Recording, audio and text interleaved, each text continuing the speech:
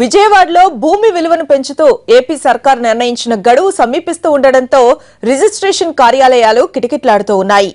భూమి విలువతో పాటు రిజిస్ట్రేషన్ ఛార్జీలు కూడా పెరగనుండటంతో క్రయ విక్రయాలు ఉన్నపలంగా పెరిగాయి.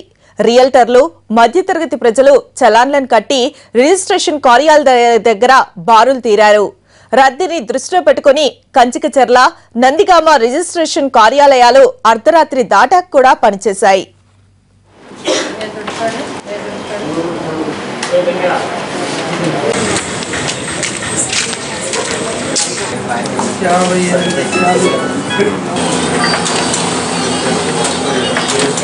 రిజిస్ట్రేషన్లు రేట్లు పెంచడం వల్ల లేకపోతే కావాలని చేస్తున్నారో మాకేం అర్థం కావట్లేదు. సామాన్యులు ఎట్లా ఇబ్బంది పెడతాం.